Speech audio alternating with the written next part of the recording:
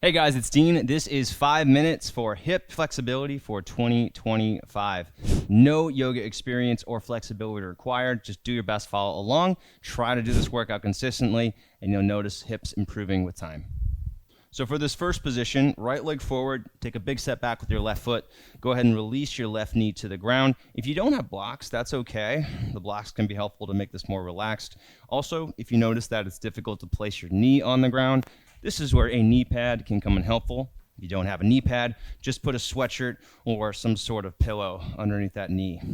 Hands on the block if you want to make this more relaxed. Each one of these poses is 1 minute long.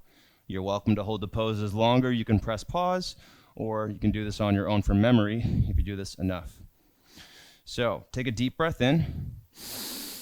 As you exhale, see if you can relax your hips a bit further forward into the stretch. And try to make your hips active here. So I want you to really squeeze your left glute, tighten up that buttocks. You'll notice that the left hip flexors open up as you do that. And you can also work on pressing your right knee further forward so the hips go closer to the ground. Whatever depth you select, it should feel manageable. It shouldn't feel like you're at your absolute end range of motion. And make sure you're breathing in and out of your nose the full time. Last breath here.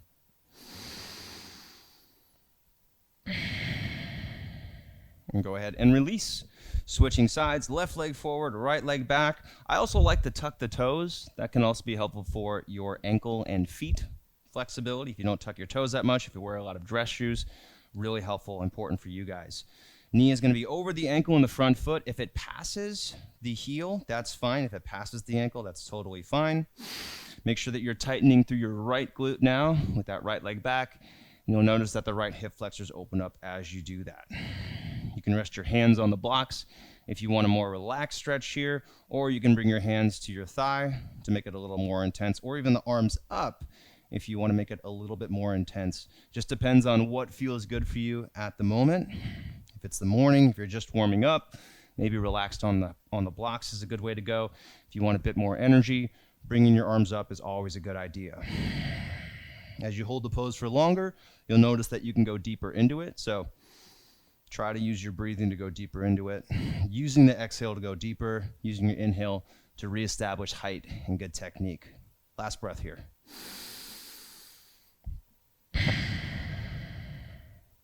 And release. Okay, next pose we're going to go up into is called a pyramid. This is really good for your hamstring flexibility. You're going to go right leg forward, big step back with your left foot, and point the foot out 45 degrees. Start with your hips squared forward. Bend your right knee so that the knee is over the ankle. Bring your chest toward your thigh like this. If you have the blocks on either side of the front foot. And then as you exhale, straighten through your right leg until you feel a stretch to the back of the right thigh. If you don't have the blocks, you can rest your hands on the thighs like this. Maybe the hands can touch the ground. Make sure that there's not overstretching through your lower back here. The focus is on the hamstrings, not on your lower back. Now, if you're not as flexible as a yoga instructor yet, because you're new to this, that's okay. Try to keep your back as flat as possible and recognize that you might not straighten your leg quite as much as me until you're a bit more flexible. So, important thing here is to do the pose as it applies to your current flexibility levels and not to force it based on what you want to look like or mirroring somebody else. So you've got the stretch through the hamstrings, you've got a nice long back, not the C shape of a spine, and we're active through the hips.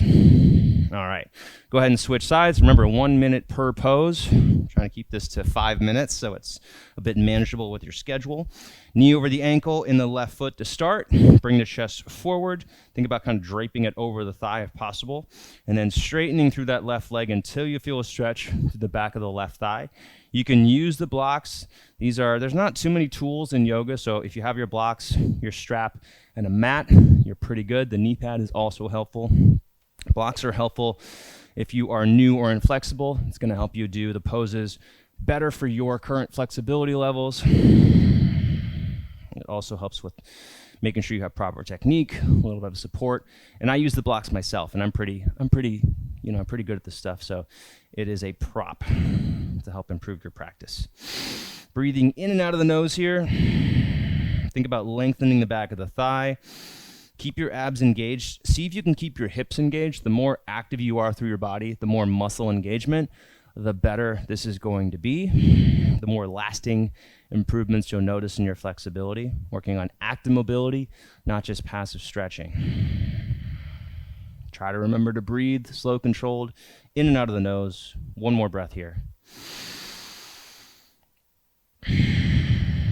All right, and then go ahead and release.